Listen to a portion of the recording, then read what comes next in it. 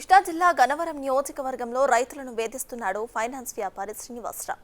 కొంతమంది రైతుల దగ్గర నుంచి భారీగా సొమ్ము కాచేసి తన చుట్టూ తిప్పించుకుంటున్నాడు. రైతులు శ్రీనివాసరావుకు 200 కోట్ల రూపాయలు వడ్డీకి ఇచ్చారు. అయితే అవి తిరిగి ఇవ్వకుండా రైతులను ఇబ్బంది పెడుతున్నాడు. దీంతో బాధితులు పోలీసులను ఆశ్రయించారు.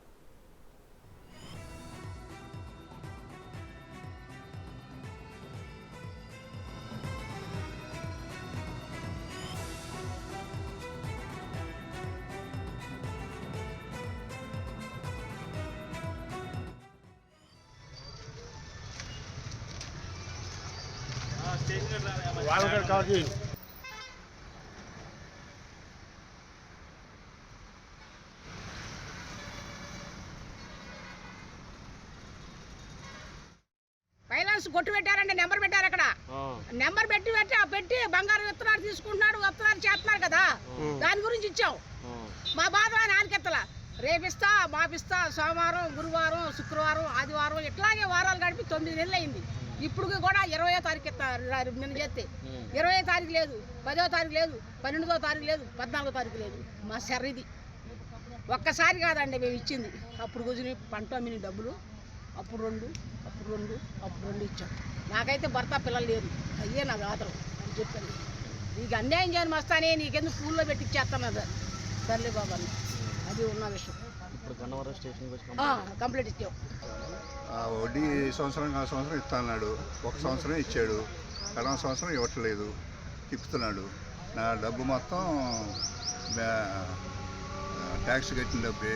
అబ్బాయి అమెరికాలో ఉన్నాడు, ఆయన పంపాడు. వెళ్తే సమాధానం లేదు, ఫోన్ ఎత్తడో, ఇంకా అవసరమైతే లూజ్ టాకింగ్ కూడా వాడుతున్నాడు.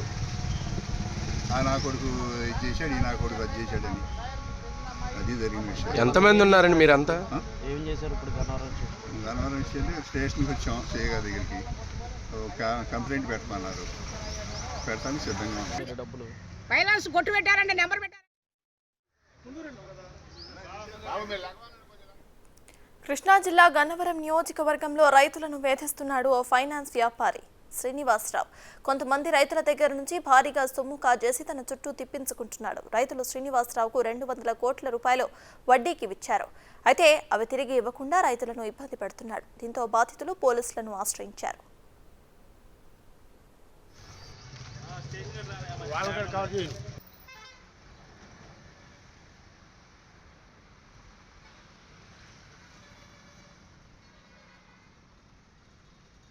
ఇదే విషయానికి సంబంధించి పూర్తి డీటెయిల్స్ మా ప్రతినిధి శివ అందిస్తారు. శివ, చెప్పండి, ఇక్కడ గన్నవరంలో అయితే రైతులను ఫైనాన్స్ వ్యాపారి శ్రీనివాసరావు వేధిస్తున్నట్టు తెలుస్తోంది. మరి పోలీసులు ఎట్లా స్పందిస్తున్నారు? మీ దగ్గర ఉన్న అప్డేట్స్ ఏంటి?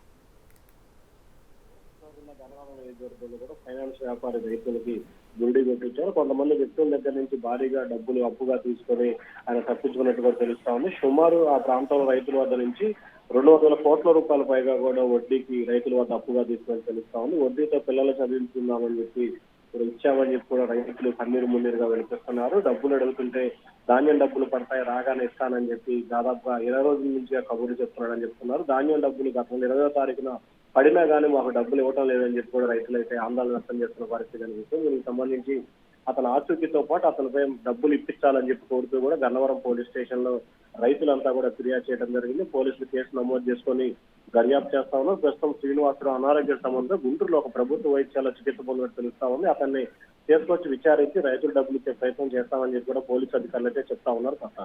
Right, thank you Shiva.